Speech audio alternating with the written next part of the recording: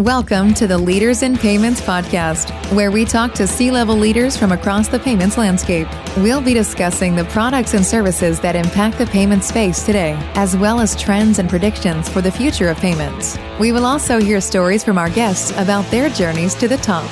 And in terms of what we offer, it's a suite of industry-leading banking solutions. And I stress on the word suite because banks today want to have the ability to pick and choose. They want to cherry pick what they think is priority for them. They want to have the flexibility of determining the manner in which they pick a solution and the manner in which they deploy it. And of course, all of these need to be available, whether it's on-premise or on the cloud.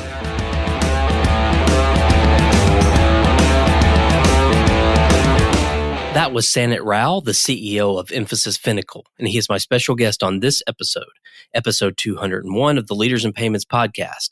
And I'm your host, Greg Myers. Not only has he been in the industry for 32 years, he has a driving passion for both digital anthropology and AI ethics. Infosys Finacle is an industry leader in the digital banking solution space and a wholly owned subsidiary of the Infosys brand. According to Sanat, they exist to inspire better banking for billions of people and millions of businesses so that they can save, pay, borrow, and invest better. Tune in this week to hear Sanat talk about his journey to the CEO role, where he sees the industry going in the next 2 to 3 years, including core banking transformation, emerging markets, seamless integration, and the modernization of legacy technology. We've got a great episode ahead, so let's get started.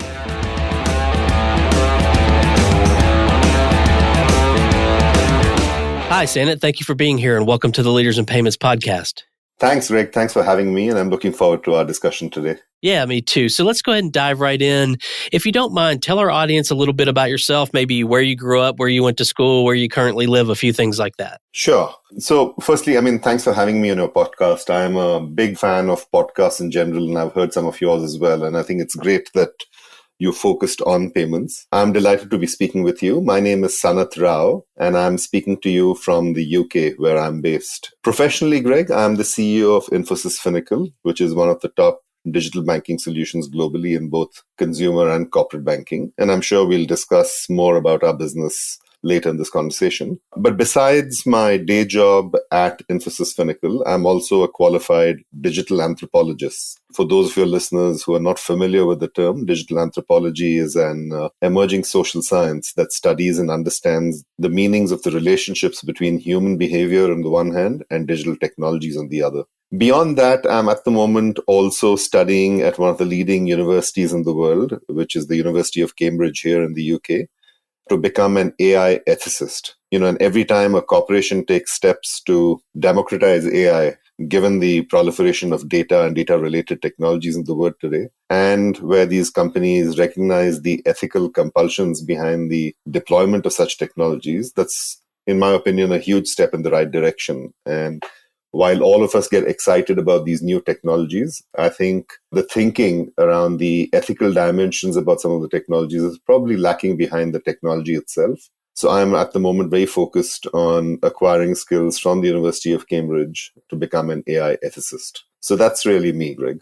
Let's dive in and talk about the company, Infosys Finacle. So tell the audience what the company does. Sure. So Finacle is an industry leader in digital banking solutions. And I think those of your listeners who follow our space will probably be very familiar with our brand name. We are a wholly owned subsidiary of one of the world's most respected IT consulting companies, which is Infosys. Infosys is an India headquartered business, but does its business all over the world, with the US actually the largest market for Infosys. So we are a wholly owned subsidiary there. While the Infosys parent organization is a IT technology consulting and services organization, we in the subsidiary focus completely on intellectual property and IP-led businesses. So we are a banking platform business, and we serve customers who like to leverage software. So that's really what the core of our business is. As far as Finacle itself is concerned, Greg, our genesis was a core banking solution provider, approximately 2 decades ago. But as you'll be familiar, just as core banking as a technology has evolved over the years, so have we in Finacle, and our model itself has also undergone a change. Essentially, we provide front-to-back digital solutions, and we operate in over 100 countries across the 6 continents, from Australia and New Zealand in the east, all the way to the Americas in the west, and many countries in between. Finacle is fortunate that it's been deployed by a very large number of institutions across the world. Global banks, regional banks, local banks, over 1 billion adult individuals in the world have an account with a bank that uses Finacle. So using that metric, we serve roughly 16 to 17% of the world's adult population by virtue of the fact that they probably have an account with a bank that's using Finacle. And in terms of our business focus, we are a leader in not just retail core banking, but also in corporate banking, digital banking, and payments. And we are featured as a global leader by the likes of Gartner, Forrester, Celent, and other leading analysts. You asked me what our business is and what our company does. So essentially, if I look at that from a couple of different lenses, if you like. So I think we say that we exist to inspire better banking. And we consciously use the word better banking rather than best, because we believe that the journey towards better banking is indeed a journey. And particularly now, we're recording this in November of 2022, and hopefully the worst of COVID is behind us. And I think we've all been witness to the way expectations have changed post-COVID as the world discovered that there's an entirely different way of working. So we exist really to inspire better banking, and our focus is on ensuring that billions of people and millions of businesses can save, pay, borrow, and invest better. Now, how do we do that? That's obviously a legitimate question. So we do that with what we believe are two main strengths, which is the solutions on the one hand and our people on the other.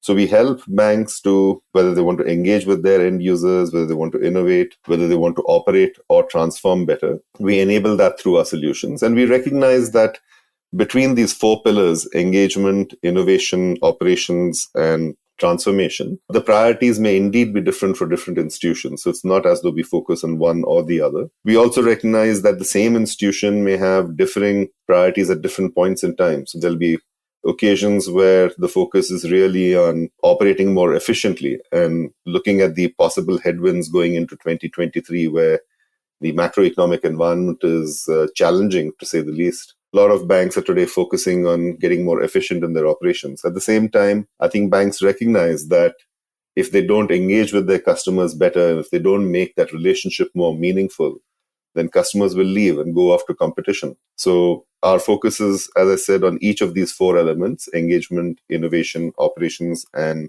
transformation. And of course, as a technology company, all of these four pillars, if you like, are underpinned by strong technology solutions. So this is the way we think we can help banks make their customers' financial lives much better. And in terms of what we offer, it's a suite of industry-leading banking solutions. And I stress on the word suite because banks today want to have the ability to pick and choose. They want to cherry pick what they think is priority for them. They want to have the flexibility of determining the manner in which they pick a solution and the manner in which they deploy it. And of course, all of these need to be available, whether it's on-premise or on the cloud. If you look at the business lines, if you like, of what our solutions cater to, so we do core banking, as I mentioned a few minutes ago. We cater to lending, digital engagement, payments. Cash and liquidity management has been a big success for us in the last few years. And, we are signing up really big names in the Americas, Europe, and Asia Pacific. We also offer wealth management and treasury solutions. Those are not offered across the globe. Those are offered in certain markets. And of course, given the interest around analytics and AI and the continued emergence of blockchain, we have solutions in these areas as well. So it's pretty much the entire length of the different lines of business, if you like, which are typically found in a bank. It sounds like this is not a short sales cycle type of product, but do you do a lot of consulting with these banks? Do you help them? Like they may come to you with a problem that you can help fix, but you end up providing a lot of consulting around how to do it, why to do it. Is that part of the sales process? Absolutely. And I think as one of the players which operates across the 6 continents, I think banks like to speak with us because we are able to bring the length and breadth of experience. And banks today want to learn from the experience of other institutions, whether it's the good experience or indeed even the bad experiences. So absolutely, we are able to make that differentiation through the experience that we ourselves have. Okay. You sort of mentioned this a little bit earlier, but I want to kind of double click on it. What do you feel or what do you think differentiates your company from your competitors out there?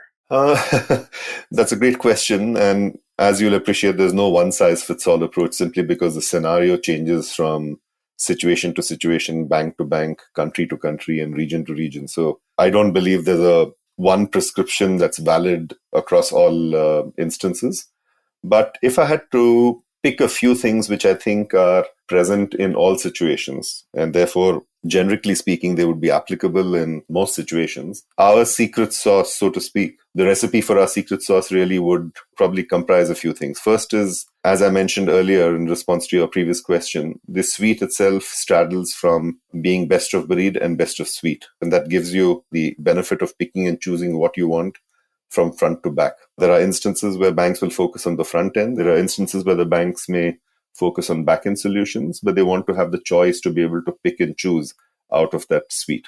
The second element that I'd point to is something which is, I think, very relevant in recent times and certainly growing in importance as the technology further matures, which is the ability for banks to deploy a modern cloud-native and microservices-driven architecture-built solutions. Right. So I think today banks are very, very cognizant of the fact that the journey to the cloud is no longer a question of is it required, but one is asking the question saying, how do we get onto the cloud? So from our point of view as providers of modern technology solutions, it's important that our solutions are cloud native.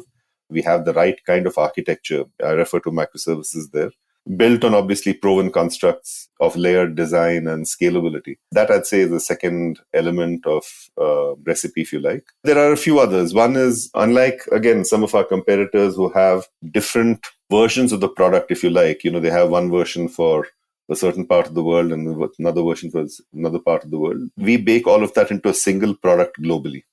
Supported, of course, by localized components, which are extensible, but ours is a single product globally.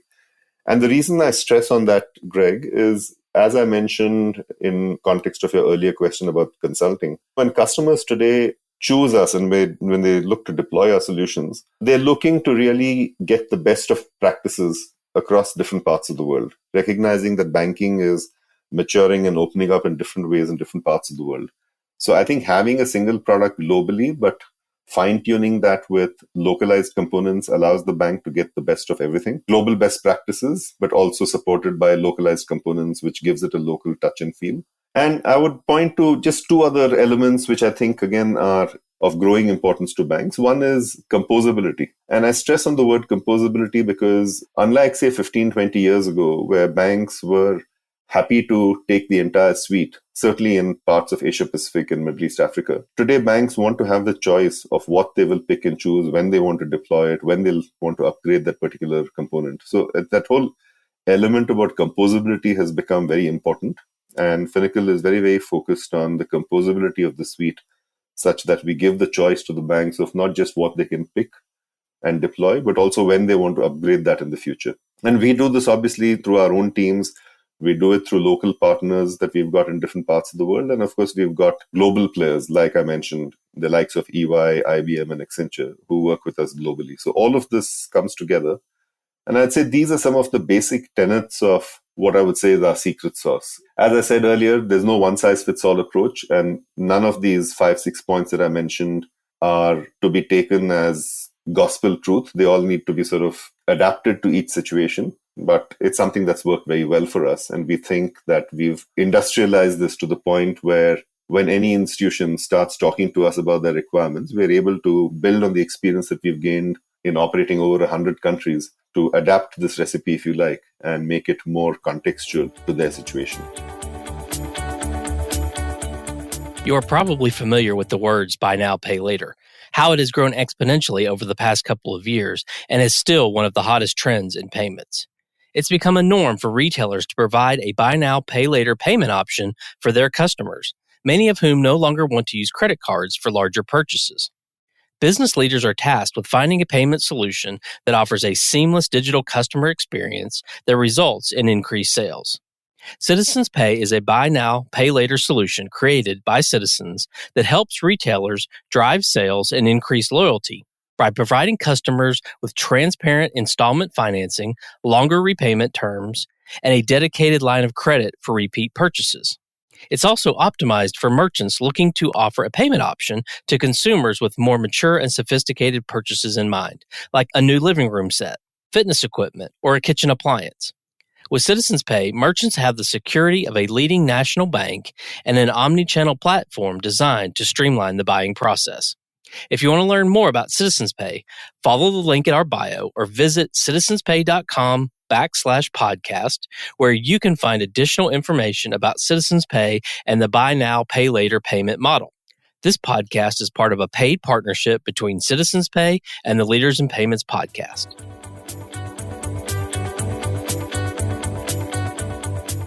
This next question, so I typically ask it around the payments industry, but I think what's important here is the whole digital banking platform, and I think people understand the importance of it to payments. So I'd love for you to talk a little bit about is where you see this banking platform industry going in the next 2 to 3 years. Obviously, times have changed just in the last few months, and I'm sure your answer has probably changed in the last few months, but I'm curious, where are we headed with this digital banking platform in the next 2 to 3 years as an industry? You're absolutely right. The same question 9-12 months ago would have been a little different and would have been even more different 3 years ago.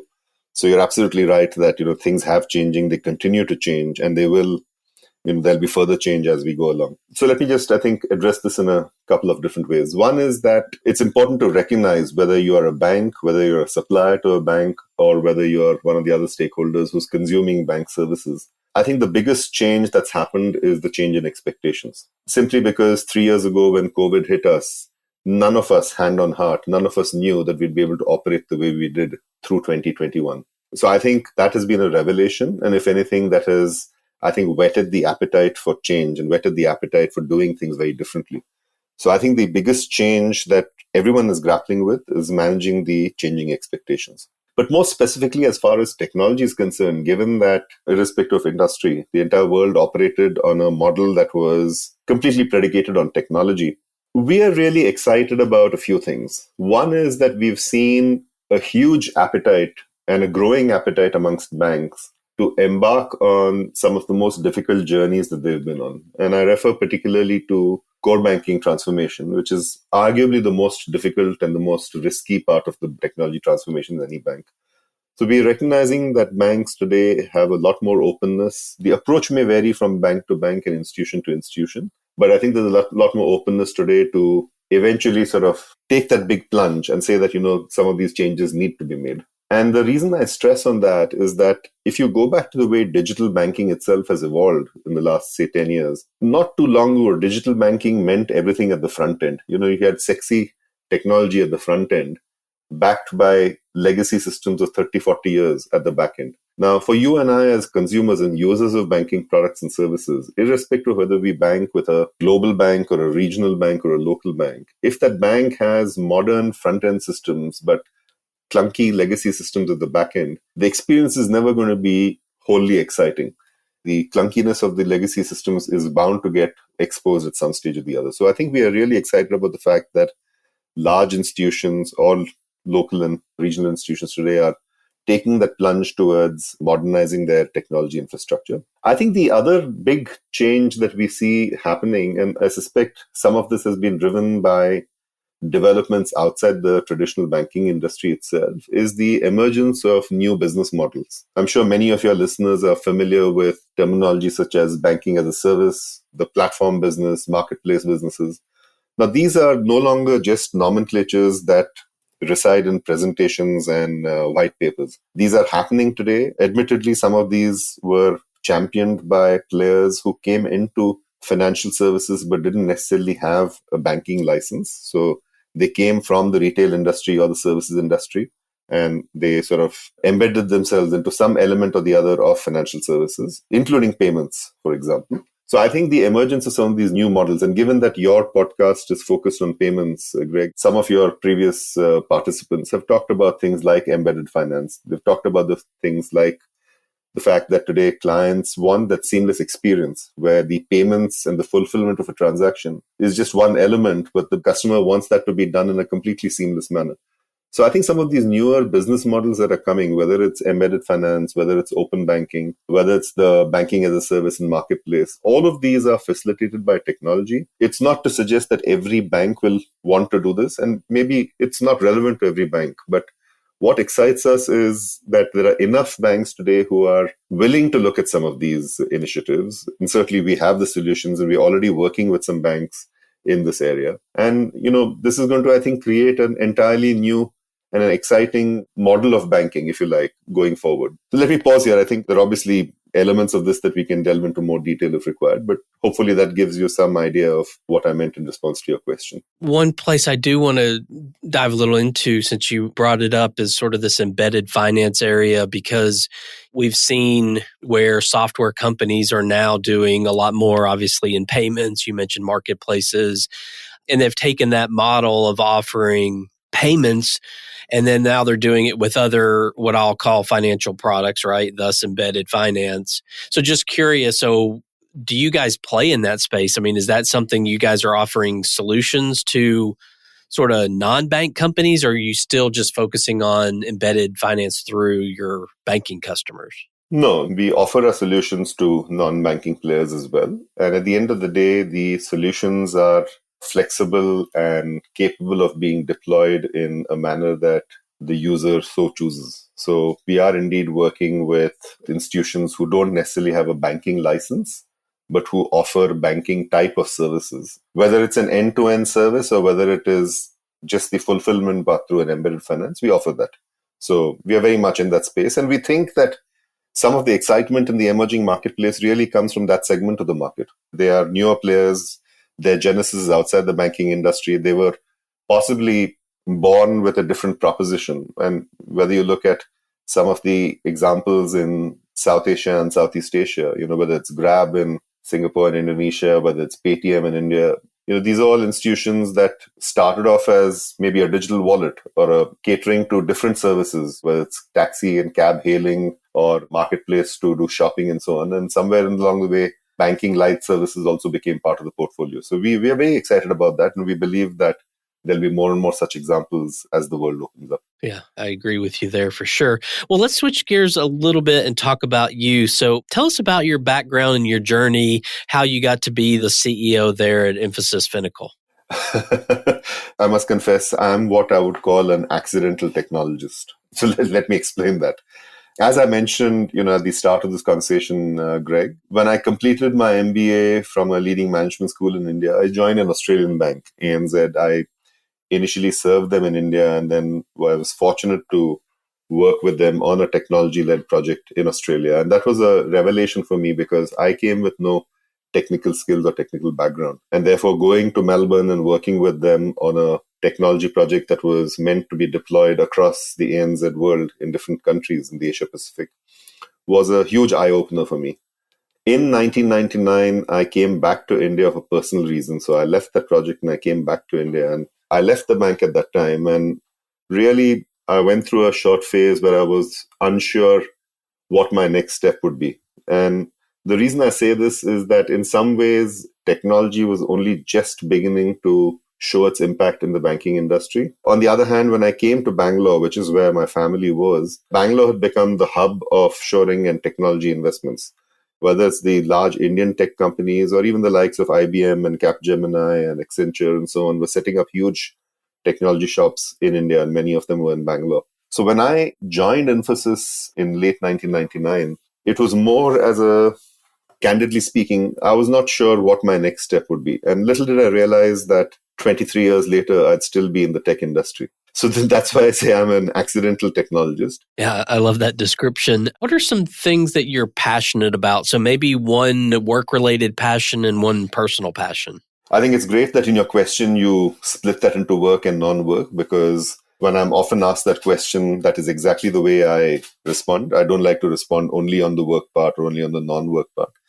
Let me address both of these components that you sort of mentioned. I think on the work front, I have to stress that while each of the previous organizations, ANZ Bank and IBM Consulting, of course, were very, very beneficial, as I mentioned in my previous response, let me just focus on Finacle. So I came as the CEO of this business in the end of 2016. And the 3 preceding years, this business had been a little wobbly for a variety of different reasons. So in some ways, my mandate was to stabilize and then turn the business around. In the year 2021, which is the first year of COVID, we recorded our best ever industry, business results in the past 20 years of Finacle. And mind you, our model is not based on cost cutting and stuff like that. So when COVID hit the world, considering that when we deploy our software platforms, these are some of the most risky projects that banks embark upon. The fact that we had a proposition that was meaningful to the bank, I think the best testimony of the value that we bring to clients was the fact that we had not a single project that was cancelled because of COVID.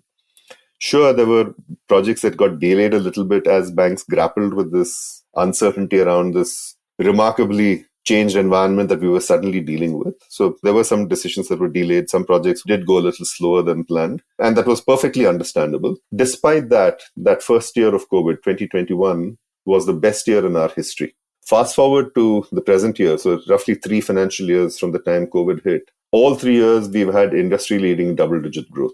We operate at industry-leading operating margins. So we are an extremely healthy business on a fast growth path. And we are backed by Infosys as a parent organization, which has one of the strongest balance sheets in the business globally.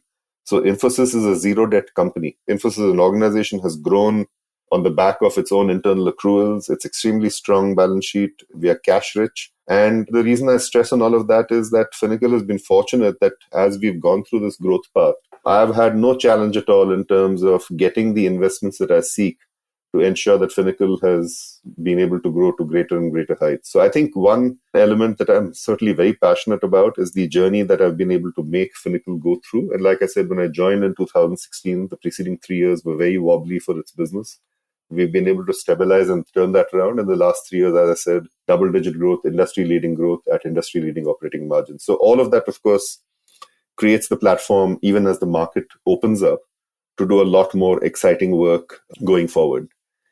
If I look outside of work, Greg, you are very familiar, and I'm sure some of your previous participants have spoken about the fact that COVID presented an opportunity to many people to open their eyes and do things which we might otherwise have not done if COVID had not hit us. And that was precisely the case for me as well. I was able to focus on things which I might otherwise have not focused on, even though the interest was there. So let me just pick one of them and talk a little bit about that. Almost 32 years after completing my graduation, I developed an interest to go back to academia.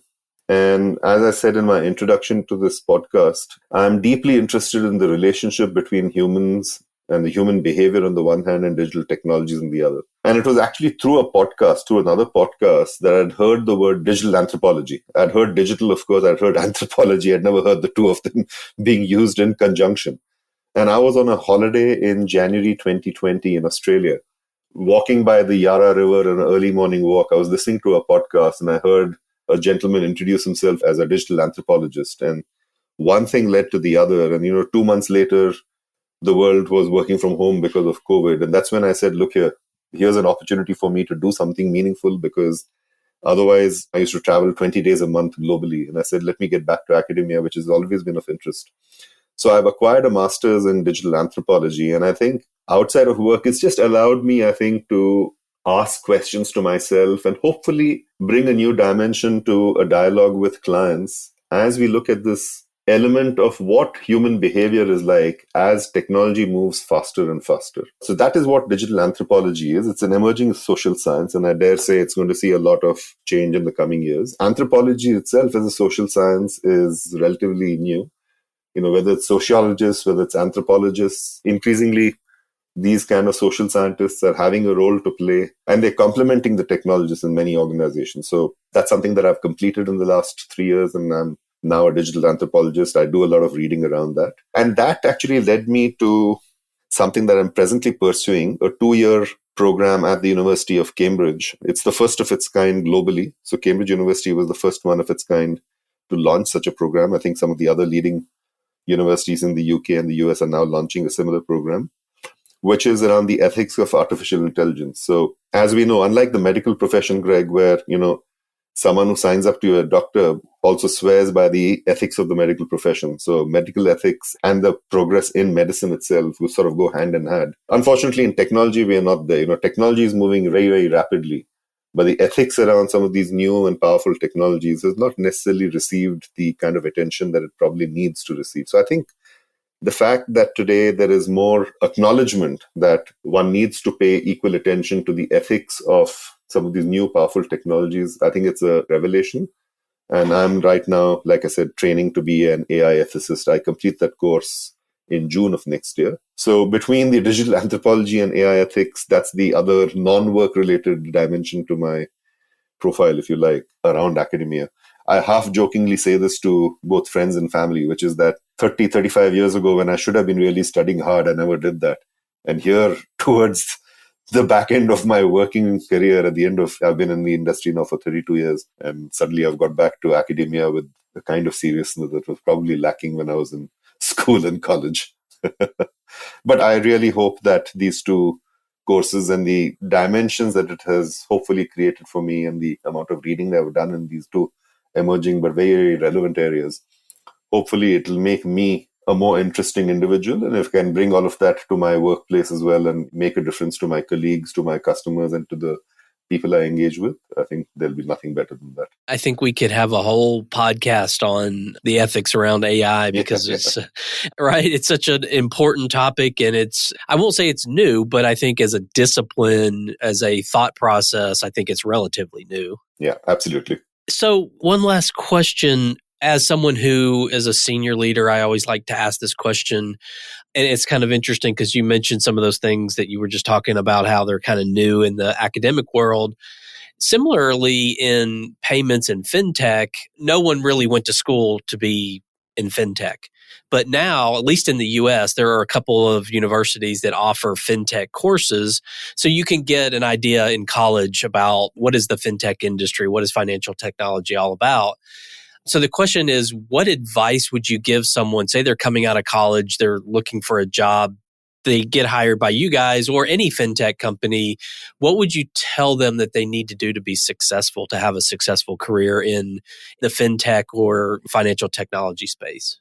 That's a very, very broad question, and one could possibly talk for a very long time on that. But I think for someone who wants to get into this space, I think first and foremost, one has to acknowledge that we are probably in the most exciting times as far as this technology is concerned, but also probably in some ways the most difficult times. And I say difficult not because of some of the macroeconomic environment metrics that are in front of us around inflation and recession and so on. I mean, in terms of the changing landscape, whether it's more competition coming in from non-banking players, whether it's the kind of regulation that's expected of players in the space. So I think there's excitement on the one hand, but certainly there's a lot of challenges that come with that. And I think by recognizing and acknowledging these two facets, if you like, if someone is really coming into the payment space with their eyes open, then it's probably one of the most exciting spaces to be in. And I say that not because it's nice to say, but Greg, all of your listeners will be very familiar with what's indeed been happening in this space. And if you just look at what's already happened, whether it's open banking, and open banking, of course, has had different avatars in different parts of the world, whether it's the fact that real-time payments is now opening up, cross-border payments are getting increasingly relevant. So everyone says the world is globalized, and yet there is an element where institutions want to be more localized. So I think cross-border payments sort of straddle both. The fact that technology has allowed new propositions to be made available, whether it's buy now, pay later, which has gained a lot of prominence through COVID, whether it's the emergence of digital wallets, and certainly in more recent times, embedded payments, and now more and more countries talking about central bank digital currencies. And maybe some of this, will be backed by that one technology which everyone hopes is going to make a big difference, but somehow it doesn't seem to be done at scale, which is blockchain.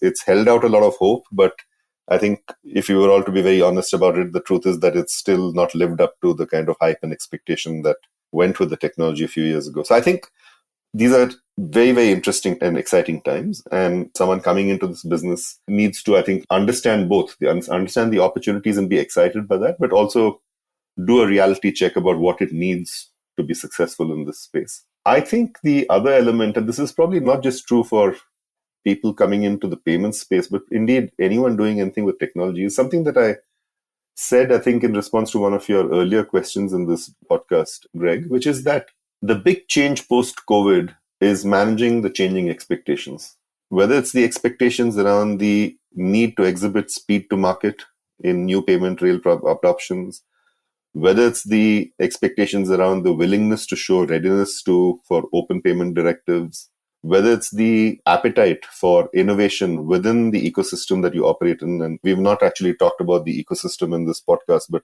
that I think is another hugely important element in the way business is evolving. I'd just point to the fact that while there's excitement on the one hand, certainly stakeholders are expecting managements of all businesses, whether you're a small startup, whether you're a local or regional player, or indeed a global bank, the ability to manage risk and cost to compliance. These are no longer areas where any mistake is forgiven easily. So I think while it's great to be excited by the business opportunities in front of us, and certainly there are many, many business opportunities which are hugely exciting, I think there is a huge expectation that we as individuals and as organizations will show the responsiveness, but also the responsibility to ensure that we manage risk effectively and that we run our business and demonstrate the cost of compliance, which the business needs to show. So I think if someone comes in with wearing a hat that sort of has all of these different feathers, I think it would be the right starting point. All I would say is that technology has driven a situation where there's no dearth of opportunities. In my 30 odd years in the industry, I can't think of a single situation in the past when there were as many opportunities as there are presently. And of course, all of them are underpinned by the power of technology. So I think it's a hugely exciting time to be here. And if someone is serious about this, then demonstrate conviction and make a plunge into the business. Great. Yeah, I think that's some great advice. Well, Sanat, we've covered a lot of ground about you, your background, the company, the industry. Is there anything else you'd like to add before we wrap up? Not specifically about payments or the industry itself, Greg. I just want to thank you. As I mentioned at more than one occasion on this podcast, I am personally a big believer in podcasts. When I exercise, when I go for a walk, even when I'm doing household chores, I always have my AirPods on, and I'm actually now listening to more podcasts than I listen to music. I believe podcasts are a big revelation, and I know many people are now discovering the excitement and the enrichment that podcasts offer. So I think all credit to people like you and many of your other compatriots who have different podcasts on different topics. I think it's exciting to listen to the perspective that many of your participants come and talk about. It's so enriching and it's so exciting. Whether you learn about their successes, sometimes they talk about their failures and their difficulties. All of that is very exciting. So, hats off to people like you who run these podcasts and, made this tribe grow. Well, I appreciate that. Thank you so much for being on the show. It's been great to learn about you and the business. And I know your time is very valuable, so I want to be sensitive to that. But I really appreciate you being on the show today. Thank you very much, Greg. Thank you for the opportunity, and all the best to you and your team at the podcast. Thank you so much. And to all you listeners out there, I thank you for your time as well. And until the next story. Thank you for joining us this week on the Leaders in Payments podcast. Make sure you visit our website at leadersinpayments.com, where you can subscribe to the show and where you'll find our show notes. If you enjoyed listening, please share on your social channels as well.